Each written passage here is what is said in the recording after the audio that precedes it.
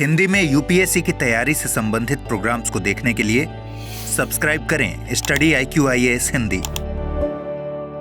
नमस्कार, मैं pin news में आपका स्वागत है। मैं हूं अमृत उपाध्याय और जैसा कि आप जानते हैं कि इस समय रात 8 बजे आप लगातार पूरे हफ्ते मेरे साथ रह रहे हैं। 2 दिन मैं पिन न्यूज आता है, थर्सडे और रविवार को, गुरुवार और रविवार को रात 8 बजे। उसके अलावा मंडे, वेंसडे और फ्राइडे को रात 8 बजे इस समय पॉलिटी एम लक्ष्मीकांत की किताब चल रही है मेरे साथ। और एक प्रोग्राम जो इंडिया मैपिंग की हम लोग करते हैं, नक्शे पर भारत, वो ट्यूसडे को चलेगा रात 8 बजे। इसके अलावा रात 9 बजे न्यूज एट 9 मेरे साथ आप देख रहे हैं। आइए मैप इन न्यूज में देखते हैं कि हमने पिछले हफ्ते कहां पर इस एपिसोड को छोड़ा था।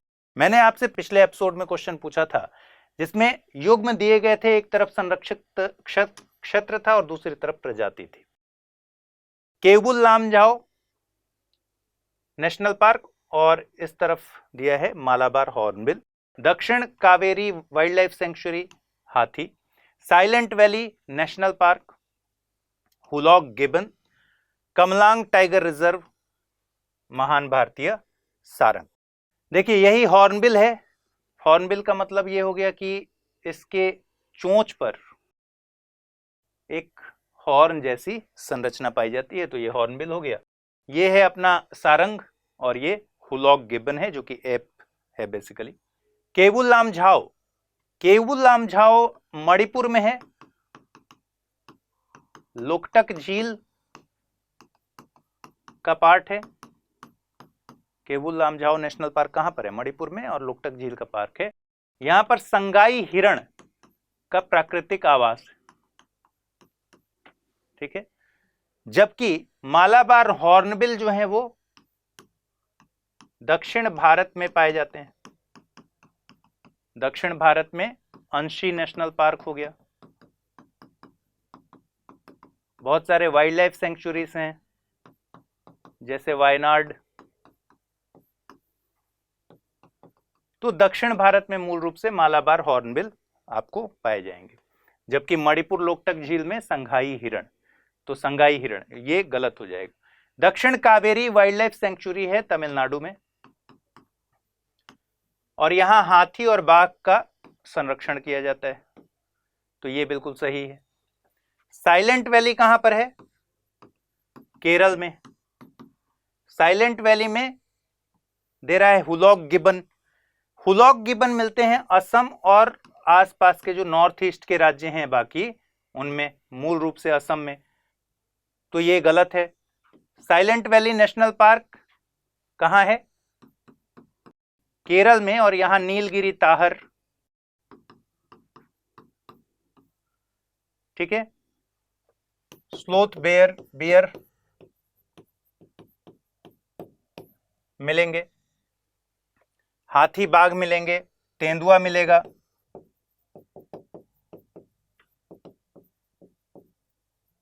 गौर मिलते हैं यहां पर, ठीक है। इन सब का प्राकृतिक आवास है। और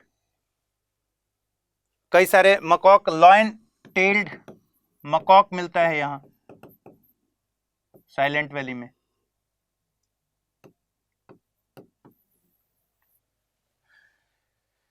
और दे रहा है सामने hoolock gibbon. Hoolock gibbon basically Assam में मिलता है, तो इसलिए ये गलत है। और कमलांग टाइगर रिजर्व कहां पर है? कमलांग टाइगर रिजर्व है अरुणाचल प्रदेश में,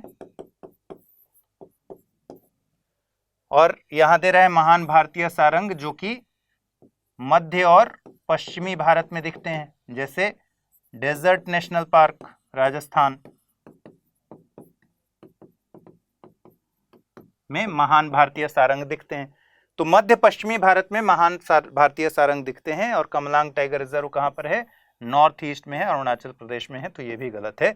तो कितने युग्म सही सुमेलित हैं? ऑप्शन ए, केवल एक युग्म इसका सही सुमेलित है। चलिए, इस क्वेश्चन का जवाब यूपीएससी ने 2019 में एक क्वेश्चन पूछा था, इसी के आधार पर वो क्वेश्चन बना हुआ है। एक तरफ वन्य प्राणी है नीले मीन पक्ष वाली महाशीर, प्राकृतिक रूप से कहां पाए जाते हैं? कावेरी नदी, इरावदी डॉल्फिन, चंबल नदी, मोरचाव चित्तीदार बिल्ली, पूर्वी घाट। कौन से युग्म सही सुमेलित हैं? इसका जवाब आपको कमेंट बॉक्स में देना है। आइए, बीते दिनों सड़क परिवहन एवं राजमार्ग मंत्री नितिन गडकरी ने मध्य प्रदेश में 5 राष्ट्रीय राजमार्ग परियोजनाओं का उद्घाटन किया है। कुल 329 किलोमीटर के ये मार्ग हैं।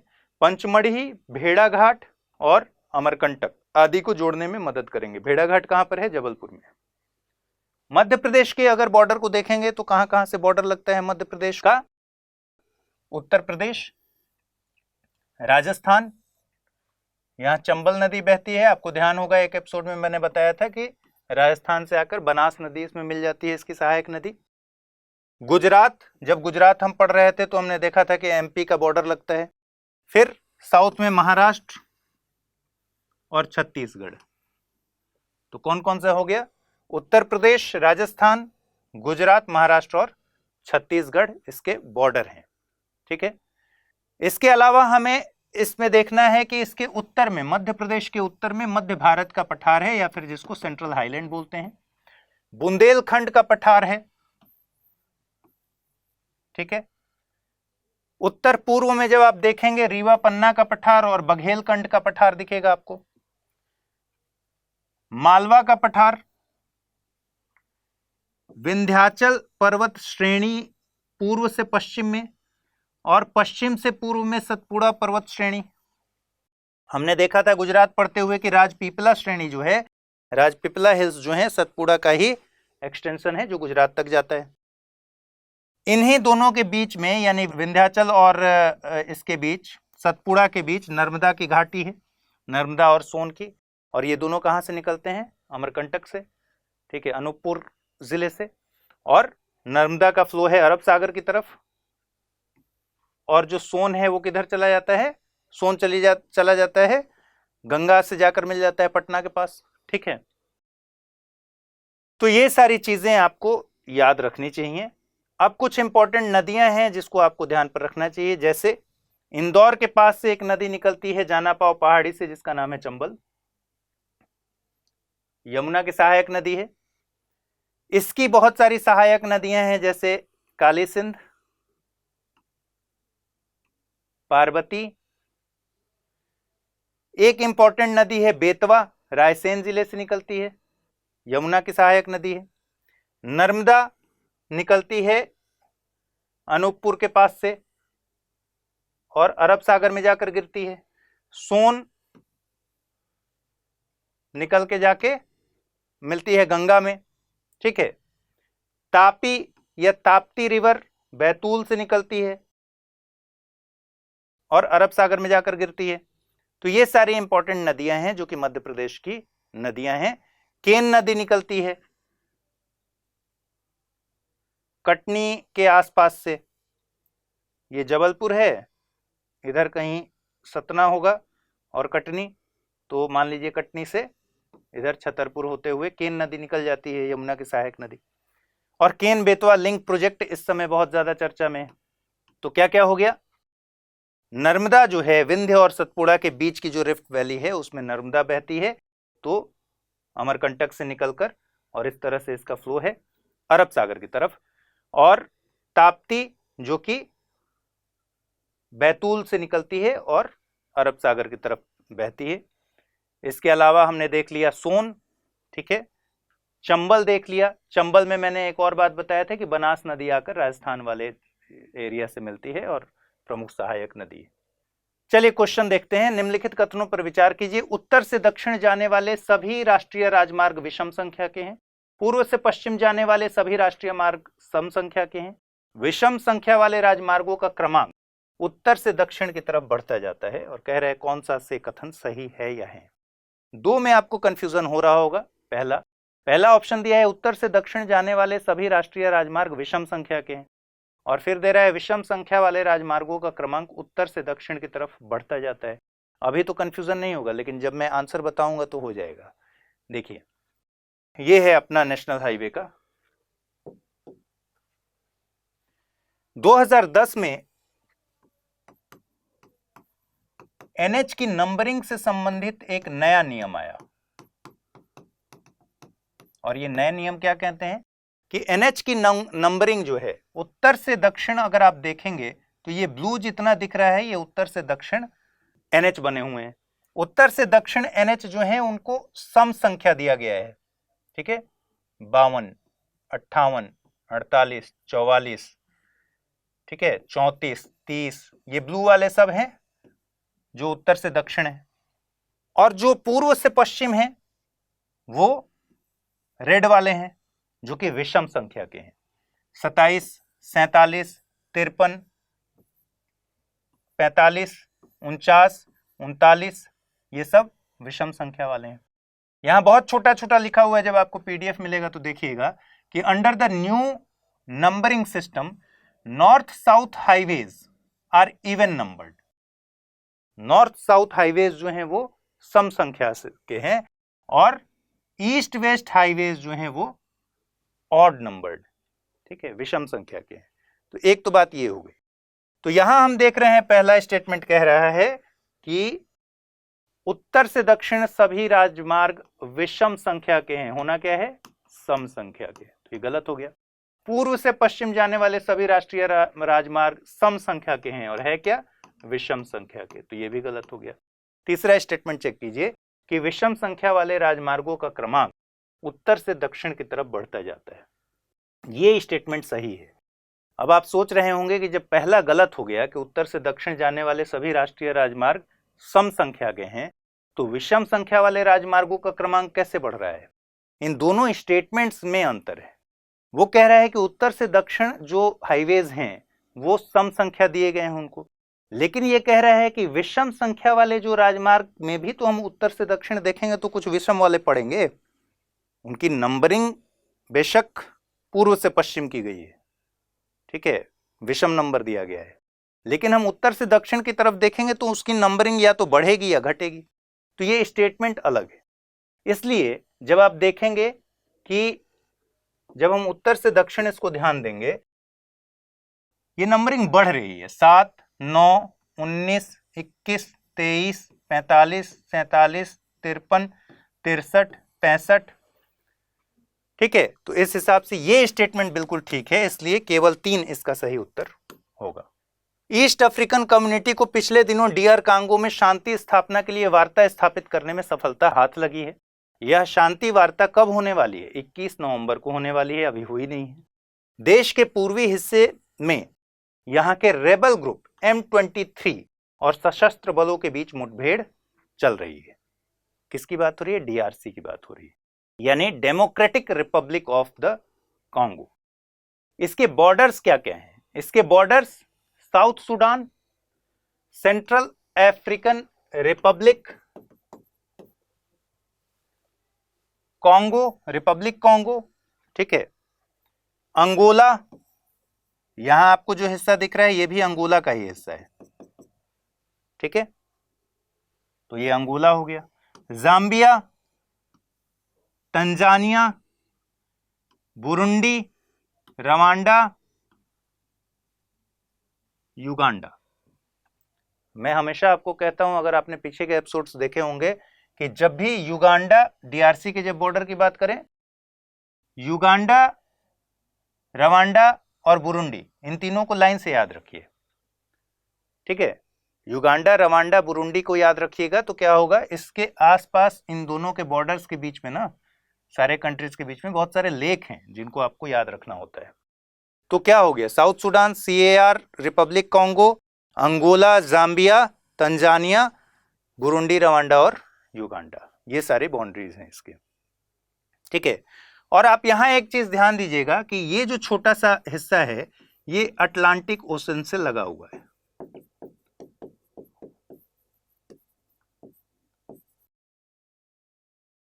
हमने जब इराक देखा था तो हमने क्या देखा था कि इराक का ऐसा ही छोटा सा हिस्सा फारस की खाड़ी से लगा हुआ था, वैसे ही DRC का एक छोटा सा हिस्सा अटलांटिक ओशन से लगा हुआ है, कुछ किलोमीटर का रेंज है। यहां पूर्व में अगर देखेंगे तो बहुत सारे लेक भी दिखेंगे और माउंटेन्स भी दिखेंगे, जिसमें एक माउंटेन्स है पूर्वी हिस्से में DRC के, रुवेंजोरी माउंटेन्स, रुवेंजोरी, ठीक है। रुवेंजोरी हो गया, इसका जो हाईएस्ट पीक है वो माउंट स्टैनले है, और माउंट स्टैनले किलिमंजारो और माउंट केनिया के बाद अफ्रीका का तीसरा हाईएस्ट पॉइंट है, जो किसका पार्ट है? रुवेंजोरी का। इसी तरीके से मितुम्बा माउंटेन्स है इसके पूर्वी हिस्से में, ठीक है। तो पूर्वी में 2 माउंटेन्स हमको देख रहे हैं, रुवेंजोरी और मितुम्बा। मितुम्बा और रुवेंजोरी में यहां एक दिख रहा है वोल्केनो करिशिम्बी, वोल्केनो करिसिम्बी जो है ये विरुंगा माउंट रेंज का पार्ट है, विरुंगा। तो मूल रूप से रेवेंजोरी माउंटेन्स हो गया, माउंट स्टेनले हो गया और मितुम्बा माउंटेन्स हो गया। जो महत्वपूर्ण इसकी नदी है सबसे ज्यादा वो कौन सी है? इसकी महत्वपूर्ण नदी है कॉन्गो, और ये पूरा कॉन्गो का बेसिन है, कॉन्गो रिवर ये है। कॉन्गो रिवर यहाँ के जो पूर्वी हिस्सा है उसके कुछ पठारों से नदियां निकलती हैं, कुछ लेक्स से नदियां निकलती हैं, ये सब मिल के मुख्य कॉन्गो बनाती हैं। और कॉन्गो रिवर का बेसिन बहुत बड़ा है, ठीक है। ये रिवर भूमध्य रेखा को 2 बार काटती है। इसका शेप देख रहे हैं आप कैसे है, ऐसे गोल करके और फिर इस तरह से। तो कॉन्गो रिवर बेसिकली भूमध्य रेखा को 2 बार काटती है, ये इसकी खासियत है। देखिए कॉन्गो रिवर बेसिन की बात करें तो बहुत सारे कंट्रीज इसमें आ जाते हैं। देख रहे हैं बेसिन किसको कहते हैं? भाई एक नदी है, ठीक है, इसकी एक सहायक नदी, ये सहायक नदी, ये सहायक नदी, ये सहायक नदी, फिर इस सहायक नदी में भी कुछ नदियां आके मिली हुई हैं। अब ये जैसे जैसे फैलते जा रहा है ना, जितनी नदियां इस वाटर सिस्टम में आ रही हैं ये सब पूरा उसके बेसिन का पार्ट हो जाएंगे। इसलिए कॉन्गो का बेसिन बहुत बड़ा है।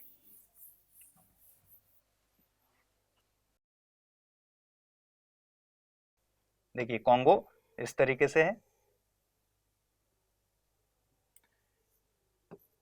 किंशासा जो है इसकी राजधानी डीआरसी की, वो भी कॉन्गो के तट पे है, ठीक। और ये भूमध्य रेखा को 2 बार काटती भी है। अब इसके बेसिन में कौन कौन से हिस्से आ जा रहे हैं? कैमरून आ गया, Equatorial Guinea, Gabon, Angola, Republic of Congo. Angola में ये देखिएगा उत्तरी हिस्से से ही करके अटलांटिक ओशन में गिरती है। डीआरसी तो है ही, ठीक है। फिर सेंट्रल अफ्रीकन रिपब्लिक आ जाता है, इधर ये जाम्बिया है, ये तंजानिया है। तो ये सारे इसके बेसिन में हो गए। कितने कंट्रीज हो गए ये याद नहीं रखना है, लेकिन बहुत सारे कंट्रीज हैं इसमें। CAR, Cameroon, Equatorial Guinea, Gabon, Republic of Congo, Angola, DRC, Tanzania, Zambia, ये सारे इसके बेसिन में आते हैं। अमेज़न के बाद ये दूसरा सबसे बड़ा वर्षावन है, उष्णकटिबंधीय वर्षावन इसी बेसिन में है।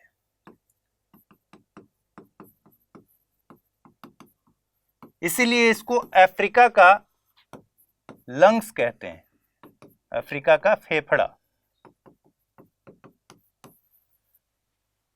ठीक है। और जैसे अमेज़न के बाद दूसरा वर्षावन सिस्टम है इसका, उसी तरीके से नील नदी के बाद दूसरी सबसे बड़ी नदी है ये,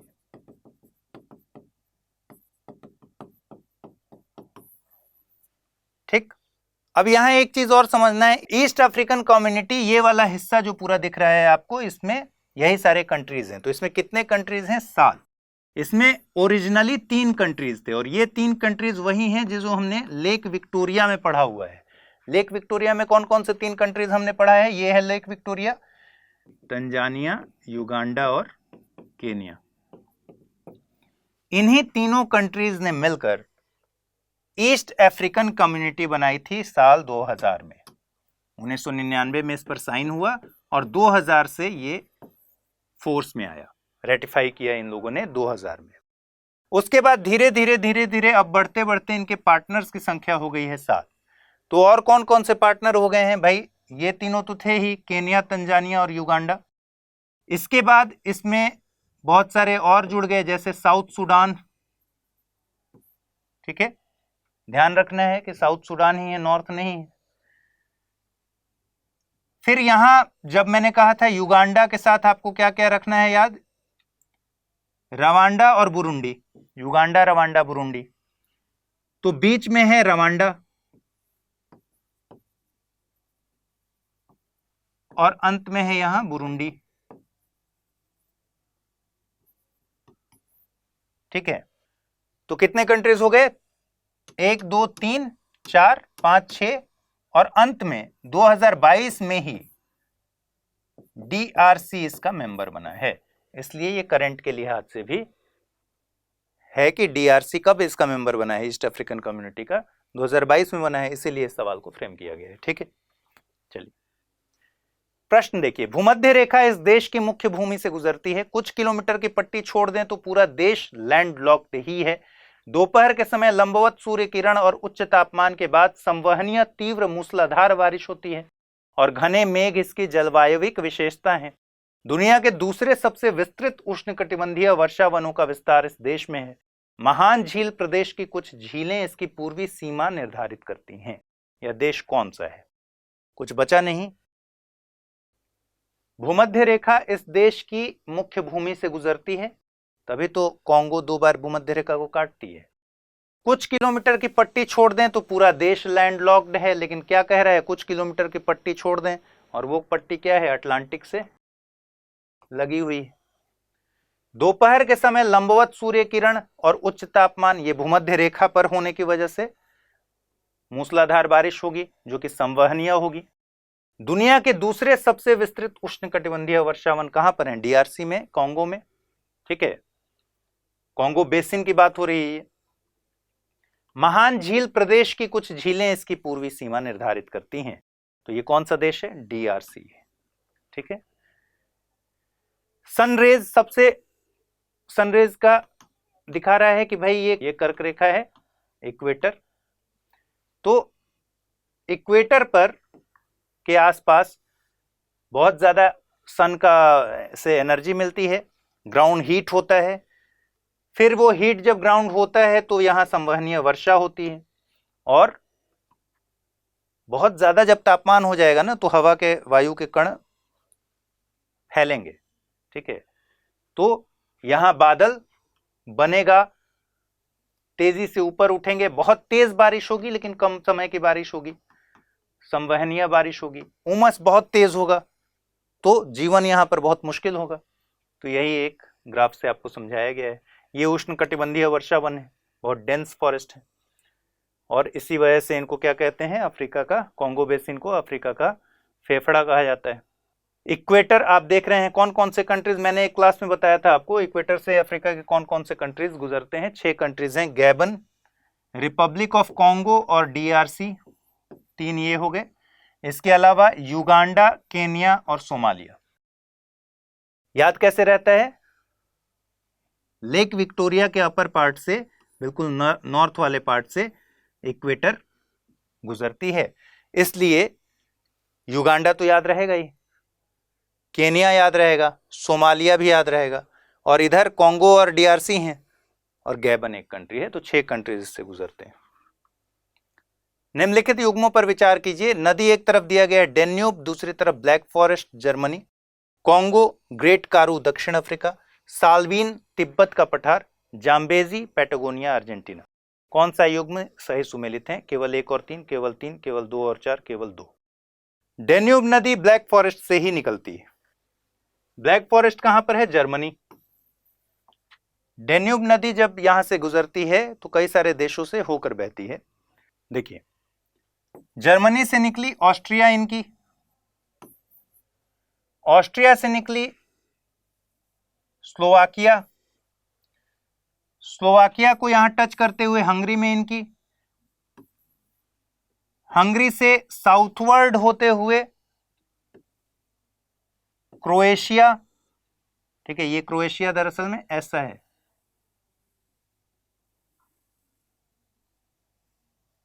ठीक, तो ये क्रोएशिया का पार्ट है। तो क्रोएशिया और यहां से इन कर जाती है ये सर्बिया में। ठीक है, सर्बिया के बाद ये रोमानिया और बुल्गारिया के बॉर्डर से होकर निकलती है। सर्बिया और रोमानिया का बॉर्डर, फिर रोमानिया और बुल्गारिया का बॉर्डर, और फिर यहां से फाइनली मोल्डोवा, ये मोल्डोवा का पार्ट है, और ये वाला हिस्सा जो है ये यूक्रेन का पार्ट है, ये। ठीक है, इस वाले का पार्ट। तो यूक्रेन में होकर ये कहां पर जाकर गिर जाती है? ब्लैक सी में। तो कितने देश हो गए? 10 देश हो गए। कौन कौन से? जर्मनी, ऑस्ट्रेलिया, ऑस्ट्रेलिया नहीं ऑस्ट्रिया, जर्मनी, ऑस्ट्रिया, स्लोवाकिया, 3 हो गया, 1 2 3, हंगरी 4, ठीक है, Croatia 5, Serbia 6, Bulgaria 7, Romania 8, Moldova 9, Ukraine 10, और गिर गई कहां पर जाकर? ब्लैक सी पे। तो ये बिल्कुल सही बात है। डेन्यूब कहां से निकलती है? ब्लैक फॉरेस्ट, जर्मनी से। कॉन्गो, कॉन्गो के बारे में बताने की जरूरत नहीं है। कॉन्गो में हमने देखा कि डीआरसी के ही पूर्वी हिस्से से कुछ पठारों और नदियों से, लेक से नदियां आकर मिलती हैं और मिलकर इसमें कॉन्गो बन जाती हैं, ठीक है। तो सोर्स उनका क्या है? ग्रेट कारू नहीं है। ग्रेट कारू कहां पर है? दक्षिण अफ्रीका में है। दक्षिण अफ्रीका का दक्षिण वाला हिस्सा ये है ग्रेट कारू, तो ये गलत है। फिर है साल्वीन, तिब्बत का पठार, ये है साल्वीन नदी, तिब्बत के पठार से ही निकलती है। चाइना में इसको नू रिवर कहते हैं, ठीक है। तो चाइना, म्यांमार और थोड़ा सा थाईलैंड के बॉर्डर से होते हुए ये जाकर गिरती है कहां? अंडमान सागर में। चाइना में इसको क्या कहते हैं? नू रिवर, नू नदी, ठीक है। और म्यांमार में इसको कहते हैं थालवीन, साल्वीन को, ठीक है। तो ये वाला तो ठीक है, तिब्बत का पठार। और फिर है जाम्बेजी नदी, जिसका ऑप्शन दे रहा है पैटागोनिया, अर्जेंटीना। देखिए जाम्बेजी नदी कहां से निकलती है? जाम्बेजी जो कंट्री है उसके बिल्कुल उत्तर पश्चिम से निकलती है। फिर ये इन करती है अंगोला में, अंगोला में इन करने के बाद दोबारा जाम्बेजी में इन करती है। उसके बाद ये नामीबिया का यहां थोड़ा सा बॉर्डर है, ये नामीबिया है ऐसे, ठीक। नामीबिया, बोत्सवाना, जिम्बाब्वे, और फिर ये मोजाम्बिक होते हुए इंडियन ओशन में गिर जाती है। एक महत्वपूर्ण बात यह कि यहीं इसी नदी पर बना हुआ है लेक करीबा, और यहीं बना हुआ है करीबा डैम। लेक करीबा जो है वो मैन मेड लेक है, आर्टिफिशियल है, ठीक है। जाम्बेजी ये गलत है, और दे रहा है पैटागोनिया, अर्जेंटीना, तो ये वाला ऑप्शन गलत है। क्या क्या बचा? 1 और 3, ठीक है, ऑप्शन ए। एक चीज जो मुझसे छूट गई है वो है कुछ लेक्स हैं यहां पर ना, रिफ्ट वैली के जो लेक्स हैं, ग्रेट अफ्रीकन लेक सिस्टम के, कौन कौन से लेक हैं? देखिए युगांडा, सबसे पहले तो आपको ये लेक हमेशा याद पर रहेगा, विक्टोरिया, इसको याद कर ही लीजिएगा, बहुत जरूरी है। लेक विक्टोरिया में युगांडा, तंजानिया और उस तरफ केनिया है एक कंट्री, 3 कंट्रीज के बीच है। लेकिन जब डीआरसी के पूर्वी हिस्से पर देखेंगे तो कई सारे लेक हैं। कौन कौन से लेक हैं? युगांडा और डीआरसी के बीच में है लेक अल्बर्ट और लेक एडवर्ड, 2 लेक हो गए युगांडा और डीआरसी के बीच में, अल्बर्ट और एडवर्ड। रवांडा और डीआरसी के बीच में है कीवू। बुरुंडी, डीआरसी और तंजानिया के बीच में है लेक तंगानिका, ठीक है। फिर लेक मुएरू है जो जाम्बिया और डीआरसी के बीच में है। तो यह भी आपको थोड़ा सा ध्यान पर रखना होगा, क्योंकि लेक से कभी भी क्वेश्चन पूछ लेते हैं। अगला सवाल है, पूर्वोत्तर राज्यों में इंसर्जेंसी की घटनाओं में कमी के मामले में वर्तमान केंद्र सरकार को बड़ी सफलता हाथ लगी है। गृह मंत्रालय ने हाल ही में एक रिपोर्ट जारी की जिसके मुताबिक 2014 से 2020 के बीच पूर्वोत्तर राज्यों में इंसर्जेंसी में की घटनाओं में 74% की कमी आई। क्वेश्चन है, पूर्वोत्तर राज्यों के संदर्भ में निम्नलिखित कथनों पर विचार कीजिए। सभी राज्य अंतरराष्ट्रीय सीमा से सटे हुए हैं। पहला स्टेटमेंट, केवल एक राज्य ऐसा है जो केवल एक राज्य की सीमा छूता है। दूसरा स्टेटमेंट, केवल 2 राज्य ऐसे हैं जो केवल एक देश से अंतरराष्ट्रीय सीमा साझा करते हैं। कौन सा या से कथन सही है? केवल 1, केवल 2 और 3, केवल 2 या फिर केवल 1 और 3। स्क्रीनशॉट ले लीजिए और इसका आंसर आप मुझे कमेंट बॉक्स में जरूर दीजिएगा। उम्मीद है आपको ये एपिसोड अच्छा लगा होगा। अगर अच्छा लगे तो जरूर कमेंट कीजिए, अपने दोस्तों के साथ एपिसोड शेयर कीजिए और स्टडी IQ IAS हिंदी को जरूर सब्सक्राइब कीजिए। ख्याल रखिए, ठीक से पढ़ाई कीजिए। मिलते हैं अगले एपिसोड में। नमस्कार।